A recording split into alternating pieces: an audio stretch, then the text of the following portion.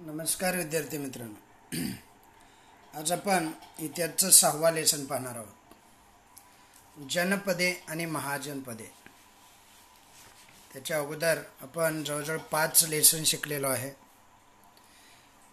त्यातला पहिला लेसन होता भारतीय उपखंड आणि इतिहास, दुसरा होता इतिहासाची साधने, तिसरा मला वाटतं हडप्पा संस्कृती, चौथा वैदिक संस्कृती, पाचवा प्राचीन भारतातील धार्मिक प्रवाह. असे 5 लेसन आपले वेगवेगळे इतिहासामध्ये झालेले आहेत.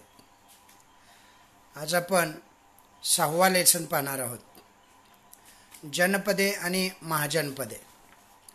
अत्यंत छोटासा हा लेसन, सोपासा हा लेसन, फक्त नीट समजून घेणं गरजेचं आहे. तुम्ही जर पाहिलं तर पेज नंबर 26 वरती पुस्तक काढले असतील सर्वांनी. वही, पेन, पेन्सिल बाजूला ठेवला असेल. नसेल तर पॉज करा आणि वही, पेन्सिल, पेन, पुस्तक लागलं की पुन्हा उठायला नको ना. तर अशा पद्धतीनं आपण आज हे जनपद आणि महाजनपदे हा लेसन पाहणार आहोत. तत्पूर्वी तुम्हा सर्वांचं प्रगतीच्या यूट्यूब चॅनलवरती स्वागत आहे. प्रगती क्लासेसचे सर्व विद्यार्थी, गुरुप्रसाद क्लासेसचे सर्व विद्यार्थी, पालक, शिक्षक सर्वांना माझा नमस्कार. तर मित्रांनो, आज आपण जनपद आणि महाजनपद पाहणार आहोत. आता नक्की महाजनपद काय आहेत आणि जनपद काय आहेत? हा फार पूर्वीचा कालखंड आहे. ही छोटी छोटी जी राज्य आहेत ना, त्या कालखंडामध्ये त्या छोट्या छोट्या राज्यांना जनपद असं म्हणायचं. आणि मग हळूहळू ही जनपद वाढत जातात, अधिक बलशाली होतात. म्हणजे छोटी छोटी राज्य होती ती हळूहळू वाढत गेली, बलशाली झाली. त्यांच्या भौगोलिक सीमा ज्या होत्या त्या विस्तारल्या. अशा जनपदांना मग महाजनपद म्हटलं. म्हणजे थोडक्यात ही राज्य आहेत वेगवेगळी. आता ती राज्य तुम्हाला व्यवस्थित कळावीत म्हणून भारताचा फार पूर्वीचा नकाशा इकडे दिलेला दिसतो पहा. बघताय तुम्ही? तर हा जो नकाशा आहे तो नकाशा तुमच्या स्क्रीनवरती आहे पहा. तर हा जो नकाशा आहे तो नकाशा फार पूर्वीचा नकाशा आहे, ज्यामध्ये वेगवेगळी त्यावेळची महाजनपदं दिलेली आहेत. आणि ही महाजनपदं आज आपल्याला अभ्यासायची आहेत. तर ही महाजनपदं कोणकोणती होती, महाजनपदं म्हणजे नक्की काय, या साऱ्या गोष्टी आपल्याला आज या ठिकाणी अभ्यासाव्या लागणार आहेत. तर अभ्यासत असताना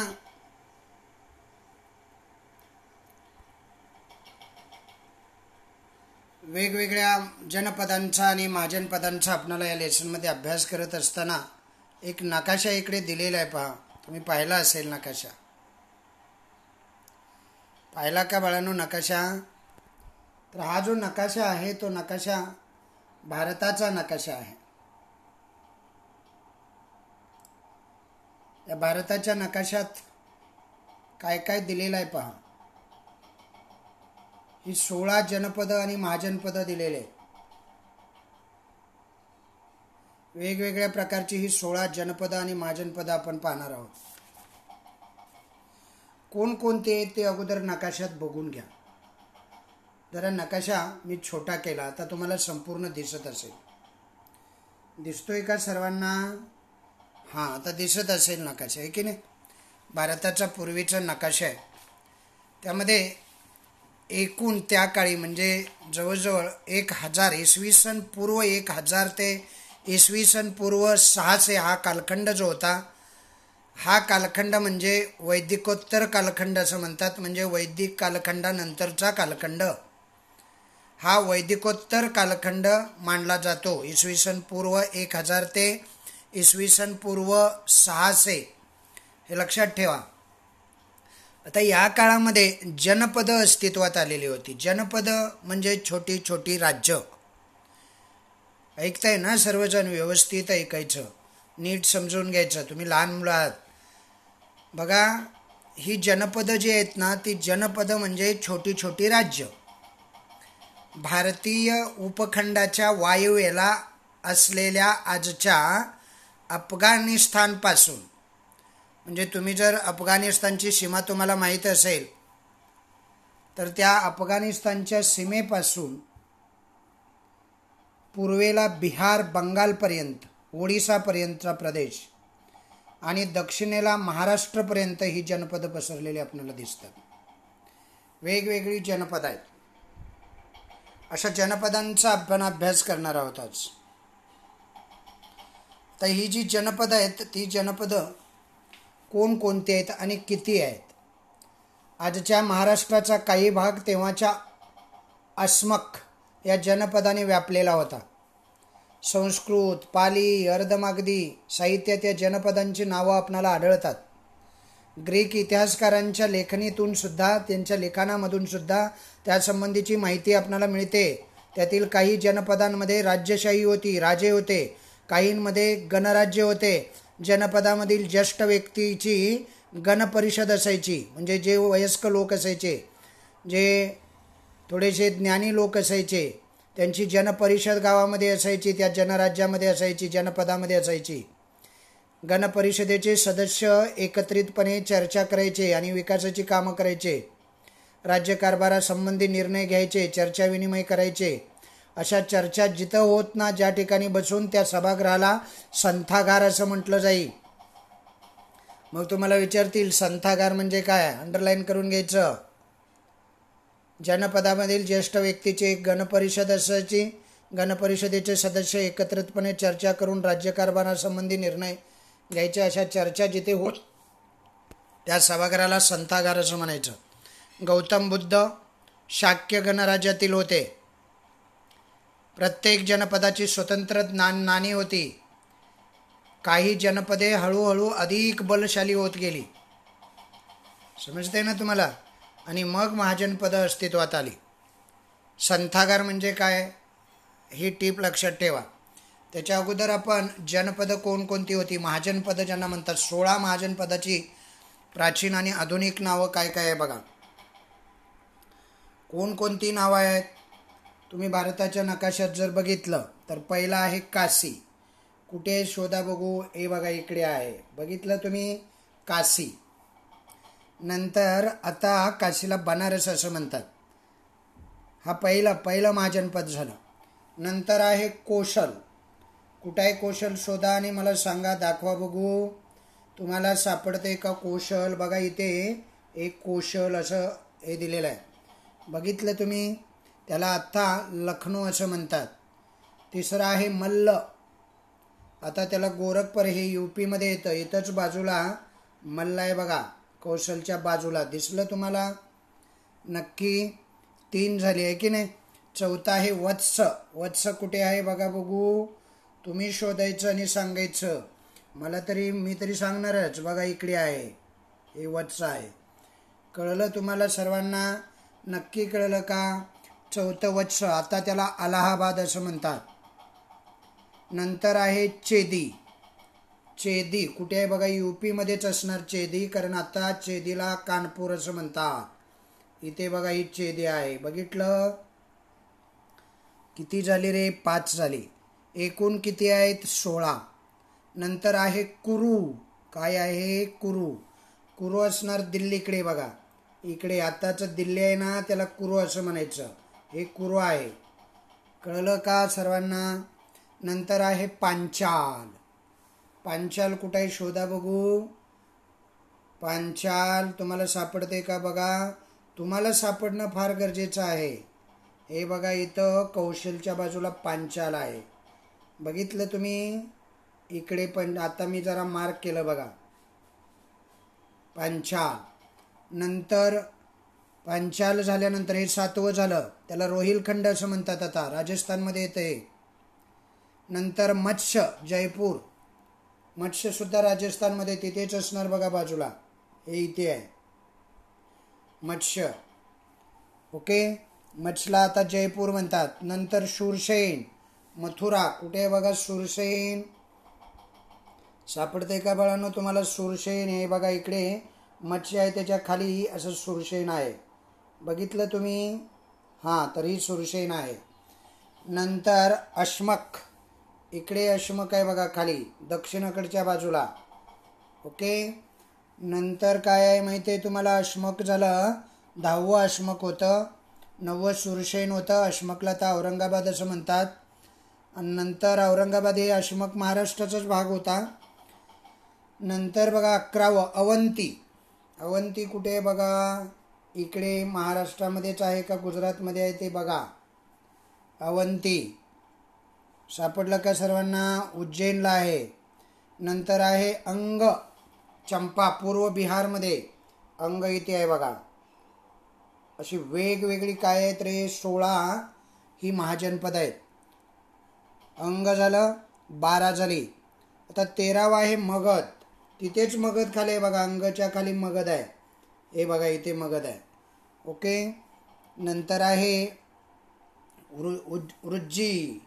आता हे वृज्जी कुठे आहे शोधून काढा, तुम्ही काढाय शोधून. हे का इकडे मल्ल होतं ना, तिथे वृज्जी आहे बघा बाजूला, UP मध्येच.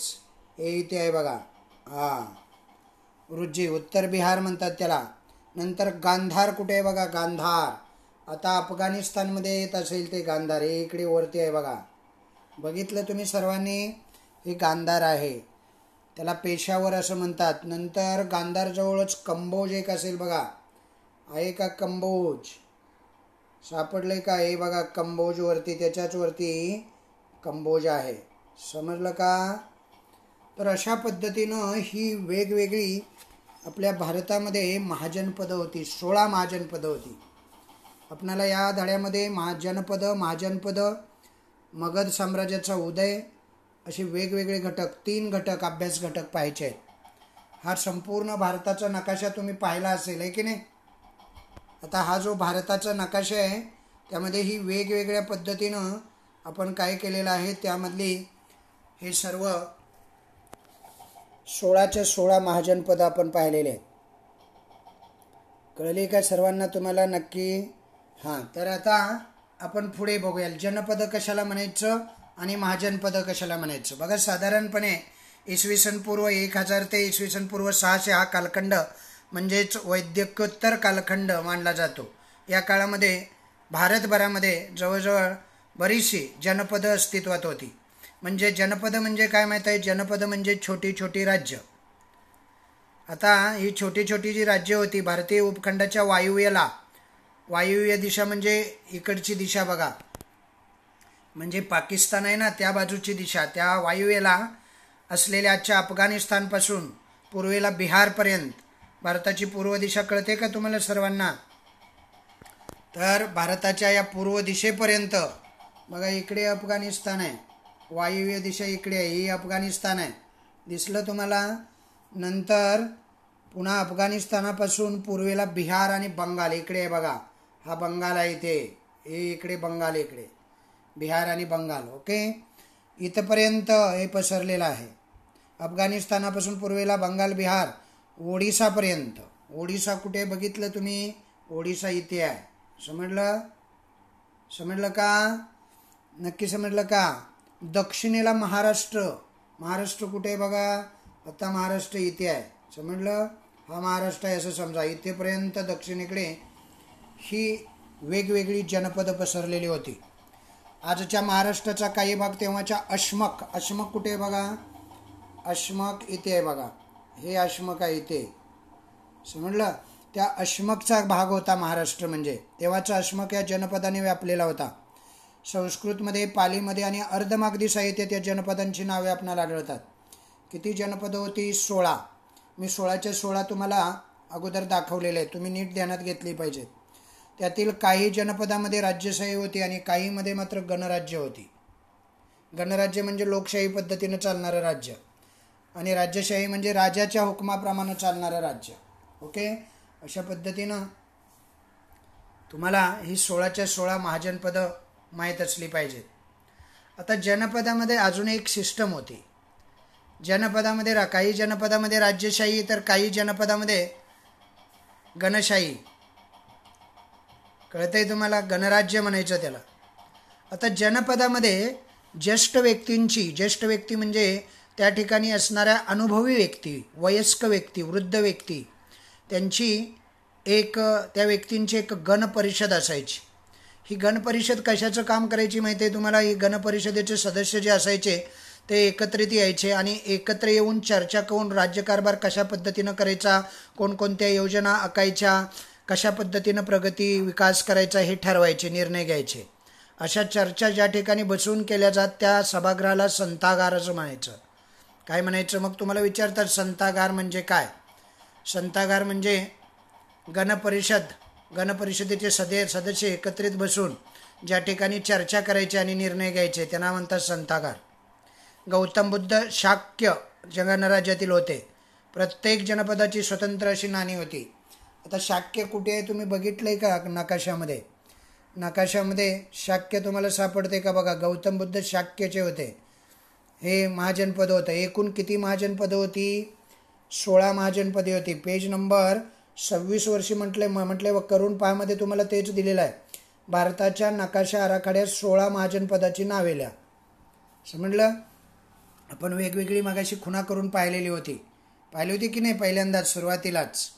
आता आपल्याला महाजनपदं पाहिजे आहे. महाजनपदं आता बघा, महाजनपदं जी होती ती महाजनपदं महत्त्वाची इथं दिलेली आहेत. तुम्ही जर दुसऱ्या पेजवरती गेलात, पेज नंबर किती आहे रे? पुढचं पेज नंबर बघा. या पेज नंबरवरती ही महाजनपदं दिलेली आहेत तुम्हाला. कोसल, वत्स, अवंती आणि मगध ही महाजनपदं झाली. जनपदं आणि महाजनपदं यामध्ये फरक आहे. 16 महाजनपदाची प्राचीन आणि आधुनिक नावं आपण पाहिली आणि ठिकाणंही पाहिली. आता इथं बघा महाजनपद आहेत बरेचशी. एक आहे कोशल, नंतर आहे वत्स, नंतर आहे अवंती आणि नंतर आहे मगध. समजते तुम्हाला? नक्की समजते का? बघा, महाजनपदांची एक लिस्ट दिलेली आहे. दिसली का तुम्हाला ती लिस्ट? बघा, पहिल्यांदा काय आहे रे? कोशल. हे कोशल आहे बघा. नंतर आहे वत्स, नंतर आहे अवंती, नंतर आहे मगध. असे किती महाजनपद आहेत? 4. आता आपण एक एक बघूया. कोशल महाजनपदाचा विस्तार हिमालयाच्या पायथ्याशी नेपाळ आणि उत्तर प्रदेश या ठिकाणी झालेला होता. मग तुम्हाला विचारतील कोशल महाजनपदाचा विस्तार तुम्हाला सांगता आला पाहिजे. कोशल कुठं आहे? आपण बघितलेला आहे, नकाशामध्ये सुद्धा बघितलेला आहे. बघा, बघितलं की नाही नकाशामध्ये? तर हे जे कोशल आहे ते कोशल हिमालयाच्या पायथ्याशी नेपाळ आणि उत्तर प्रदेश या ठिकाणी झाला होता त्याचा विस्तार. या राज्यातील श्रावस्ती, कुशावती आणि साकेत ही नगरे प्रसिद्ध होती. कोणकोणती नगरं प्रसिद्ध होती म्हटलं की लगेच तुम्हाला सांगता आलं पाहिजे. बघा, कोणकोणती रे? श्रावती. दिसलं तुम्हाला श्रावती? हे श्रावती आहे बघा इथे. नंतर कुशावती दिसलं का? आणि कुठलं रे? कुशावती, श्रावती आणि साकेत अशी ही राज्य तुम्हाला पाहायला मिळते. नंतर त्याच्या खाली बघा, श्रावस्ती ही कोशल महाजनपदाची काय होती? राजधानी होती. कोशल जे महाजनपद आहे त्याची राजधानी काय होती रे? कोशल. कोशल कुठे? आपण नकाशात सुद्धा बघितलेलं होतं बघा. कुठे होतं रे कोशल? उत्तर प्रदेशामध्येच बघा. पंचाल आणि मल्लच्या बरोबरमध्ये आहे की नाही, तिथं कोशल होतं. ती राजधानी होती. कशाची? कोशलची राजधानी श्रावणी होती. काय होती? श्रावस्ती. श्रावणी नाही, श्रावस्ती. पुढे गौतम बुद्ध श्रावस्तीमधील जेतवन या प्रसिद्ध विहारात दीर्घकाळ राहिलेले होते. कोशल हे जे राज्यघराणं आहे, कोशल हे जे महाजनपद आहे त्या महाजनपदामध्ये गौतम बुद्ध श्रावस्तीमध्ये जेतवन या प्रसिद्ध अशा विहारात, तिथं विहार आहे, विहार म्हणजे गार्डन, बाग, बगीचा, दीर्घकाळ तिथं राहिलेले होते निसर्गरम्य ठिकाणी.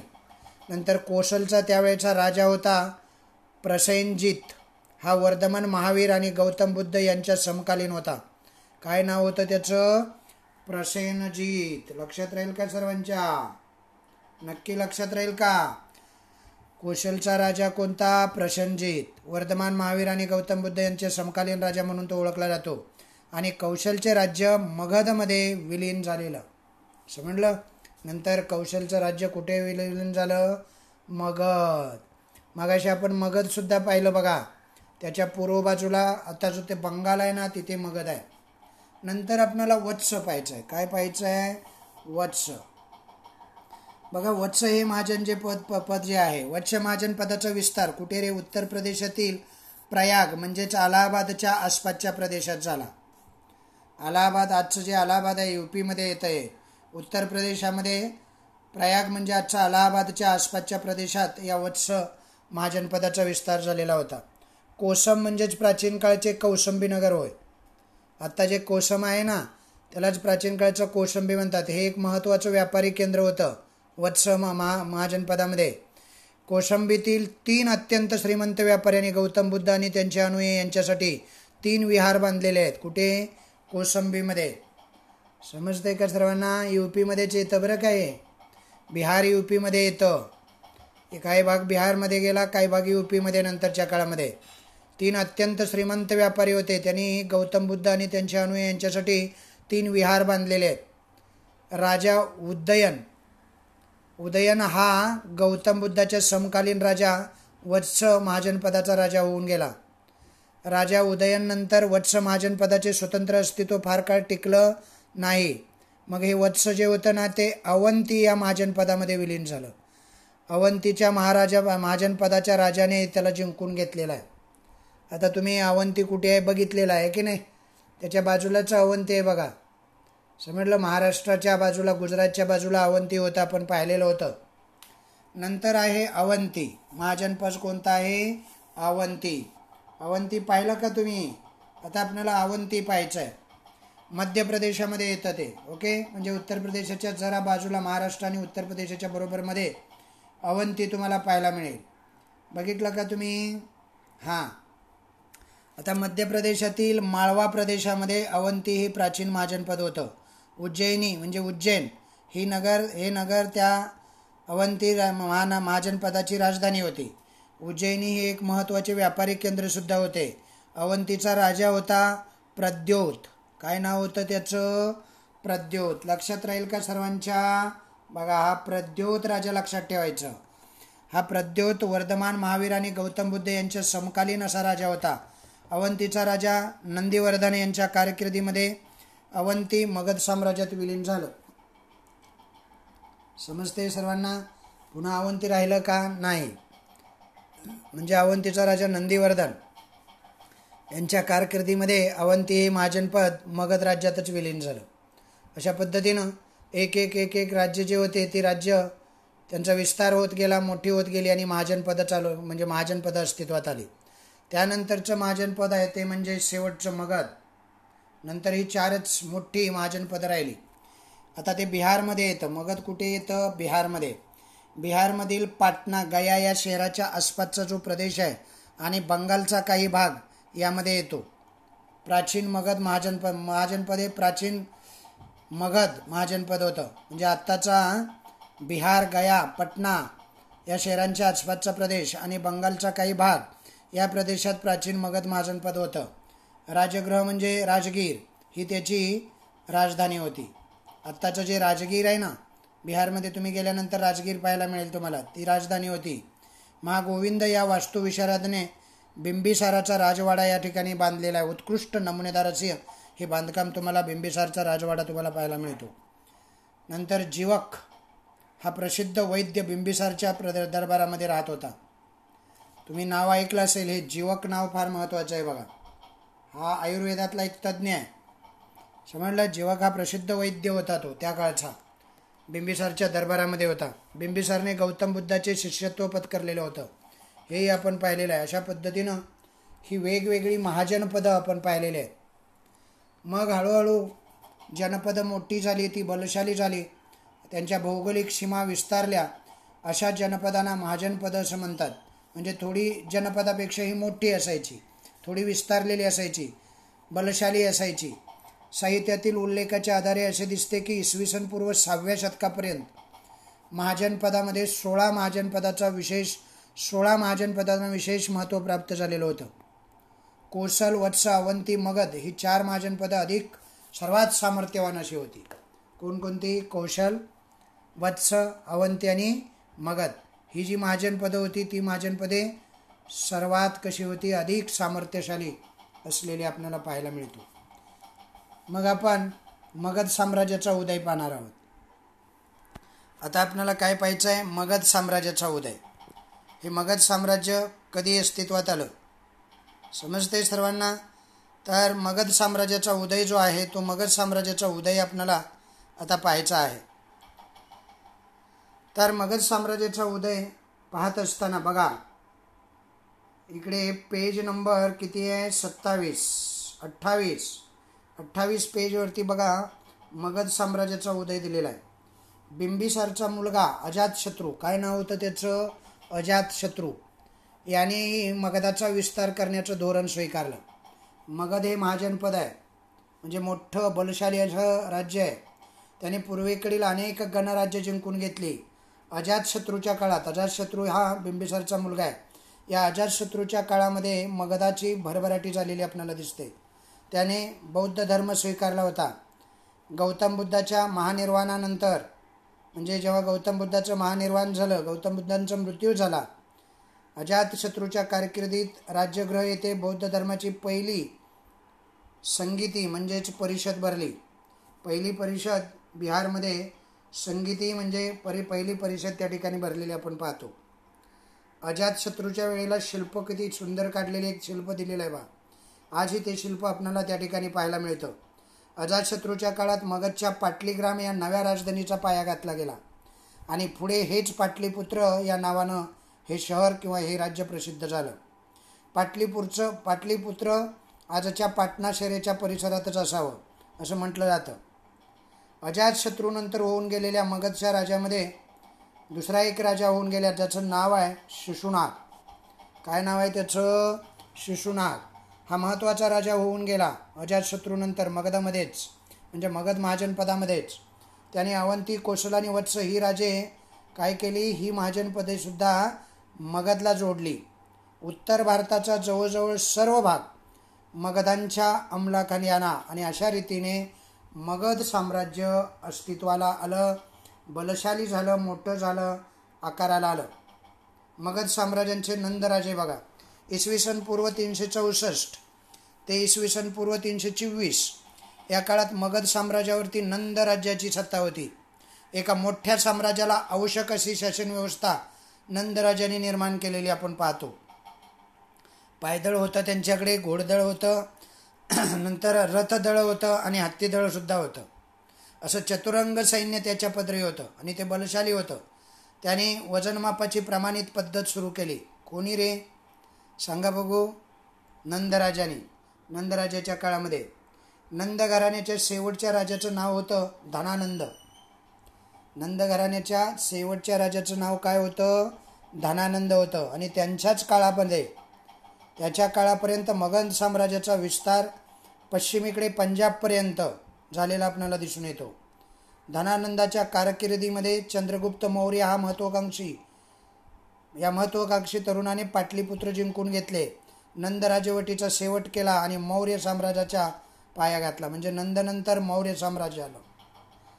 आता पुढच्या पाठामध्ये, या ठिकाणी हा पाठ इथं संपलेला आहे. छोटासा, मी अगोदरच तुम्हाला सांगितलं, एकदम छोटा जनपद आणि महाजनपद. फक्त 16 जनपदं कोणकोणती होती, त्यातली महत्त्वाची कोणकोणती होती, जास्त कोणती वाढली, अत्यंत सुंदरसा आणि छोटासा लेसन आहे. आता पुढच्या पाठामध्ये आपण मौर्य साम्राज्याच्या उदयाचा काळ पाहणार आहोत. भारताच्या वायव्य आणि पश्चिम भागावर झालेली अनेक परकीय आक्रमणं जी आहेत त्याची माहिती आपण करून घेणार आहोत. मौर्य साम्राज्याची सविस्तर माहिती पुढच्या पाठात येणार आहे. समजलं तुम्हाला? हां, इकडे खाली दिलेले आहेत बघा. लेसन संपल्यानंतर माहीत आहे का तुम्हाला मध्ये दिलेले आहेत बघा. हे अगोदर आपण पाहायला पाहिजे होते, तरी आपण पाहिलेले आहेत सर्व. 16 महाजनपदाची प्राचीन व आधुनिक नावं दिलेली आहेत. एक होतं काशी, दुसरं होतं कोशल. कंसात जे दिले ना, ते कंसात दिलेलं आत्ताचं नाव आहे. काशीला आता बनारस म्हणतात, कोशलला लखनौ म्हणतात, मल्लला गोरखपूर म्हणतात, वत्सला अलाहाबाद म्हणतात, चेदीला कानपूर म्हणतात, कुरूला दिल्ली म्हणतात, पंचालला रोहिलखंड, मत्स्य जयपूर, सुरसेन मथुरा, अशमक औरंगाबाद महाराष्ट्रामध्ये येतं आहे. नंतर अवंती उज्जैन मध्य प्रदेशामध्ये येतं, अंग चंपा पूर्व बिहार, मगध दक्षिण बिहार, वृज्जी उत्तर बिहार, गांधार पेशावर आणि कंबोज गांधार जवळ येतं. अशा पद्धतीनं वेगवेगळी ही 16 महाजनपदं अस्तित्वात आपण असलेली पाहतो. अशा पद्धतीनं हा लेसन या ठिकाणी संपलेला आहे. त्यानंतर खाली स्वाध्याय दिलेला आहे पहा. आता हा जो स्वाध्याय आहे तो तुम्ही सोडवायचा आहे की नाही. मी सोडवून देऊन उत्तरं सांगून काय उपयोग आहे का बाळांनो? नाही. तुम्ही काय केलं पाहिजे, शिकवून झाल्यानंतर लेसन वाचला पाहिजे. नीट लेसन वाचला की मग आपोआप कळत जातं. म्हणजे सारी उत्तरं आपल्याला यायला लागतात. आपल्याला कुणाला विचारायची सांगायची काही गरज लागत नाही. तरी मी ओरली म्हणजे तोंडी सांगतो तुम्हाला आहे की नाही. नंतर स्वाध्याय पाठवतो सुद्धा, मी नोट्ससुद्धा पाठवतोच, त्या तुम्ही लिहून घ्यायच्या. जनपदे म्हणजे काय, पहिला प्रश्न विचारलेला. काय आहे रे जनपदे? बघा, वैदिकोत्तर कालखंडात भारतीय उपखंडात जी छोटी छोटी राज्य अस्तित्वात आलेली होती ती राज्य म्हणजे जनपदं. तिथं आहे पुस्तकात, आत्ताच आपण पाहिलं. नंतर विचारले महाजनपदं म्हणजे काय. आता महाजनपदं काय होती? म्हणजे ज्या जनपदांचा विस्तार होऊन जी जनपदं अधिक बलशाली झाली अशा जनपदांना महाजनपदं म्हणायचं. नंतर तिसरा प्रश्न विचारलाय, बौद्ध धर्माची पहिली परिषद कोठे भरली? कुठे भरली रे, सांगा बघू. बौद्ध धर्माची पहिली परिषद मगध राज्याची राजधानी, काय नाव होतं त्याचं? मगध राज्याची राजधानी राज्यगृह या ठिकाणी भरली. नंतर दुसरा एक चौथा प्रश्न काय विचारलाय, वजनमापाची प्रमाणित पद्धत कोणी सुरू केली? सोपा आहे. वजनमापाची प्रणालीत पद्धत नंदराजाच्या कारकिर्दीमध्ये नंदराजाने चालू केली. ओके. सांगा पाहूमध्ये काय विचारलेलं आहे बघा. आजच्या महाराष्ट्रामध्ये काय विचारलेलं आहे बघा, तुम्हाला येते का? सांगा पाहूमध्ये काय विचारलेलं आहे? आजचा जो महाराष्ट्र आहे काही भाग तेव्हाच्या जनपदाने व्यापलेला होता. कोणता जनपद होतं रे, सांगा बघू. येईल का? अश्मक. बघितले की आपण मगाशी बघितलेलं आहे बघा. नंतर दुसरा विचारला, जनपदामधील श्रेष्ठ व्यक्तींचे म्हणजे असे काय, असे गणपरिषद आहे की नाही. जनपदामध्ये राज्यकारभाराविषयीच्या चर्चा जेथे होत त्या सभागृहाला काय म्हणायचं, सांगा बघू. हां, संथागार. गौतम बुद्ध या गणराज्यातील होते. शाक्य, हे पाठ करून ठेवायचं बरं का. चतुरंग सैन्य ही 4 दले मिळून तयार होतात. पायदळ, घोडदळ, रथदळ आणि हत्तीदळ. आलेले, 4ही आलेले. नंतर इकडे तुम्हाला जोड्या लावा विचारलेला आहे. बघितलं का तुम्ही? अ गट आणि ब गट दिलेला आहे बघा. अ गटामध्ये संगीती, धनानंद आणि पाटलीग्राम दिलेला आहे. आणि ब गटामध्ये अजातशत्रू, परिषद, महागोविंद आणि नंदराजा. काय आहे सांगा बघू. संगीतीला जोडी काय लागेल? ती परिषद आहे की नाही. संगीती ही एक परिषद आहे. धनानंद काय आहे रे? धनानंद नंदराजा. नंतर पाटलीग्राम काय आहे? अजातशत्रू. म्हणजे अजातशत्रू हा राजा पाटलीग्रामचा, पाटणाचा भाग आहे. आत्ता पटना म्हणतात त्याला. ओके. आणि खाली चौथा प्रश्नाच्या भारतातील विविध घटक राज्य व त्यांची काय आहे? राजद यांची यादी तयार करा. आता किती राज्य आहेत रे? पूर्वीच्या एवढी आता राहिलेत का तेवढीच आहेत की अजून वाढलेत? आता 28 राज्य आणि 9 केंद्रशासित प्रदेश आहेत भारतामध्ये. ओके. त्याची यादी तयार तुम्ही करायची, बरोबर की नाही.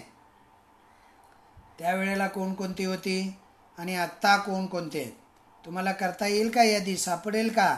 नाहीतर मग सरळ काय करायचं, नेटवरती शोधायचं, सर्च करायचं, तुम्हाला ती सारी राज्य मिळणार. 28 राज्य आणि 9 केंद्रशासित प्रदेशाची लिस्ट तुम्ही बनवायची. बाकी सारी उत्तरं मी सांगितलं, नोट्स पाठवणारच आहे.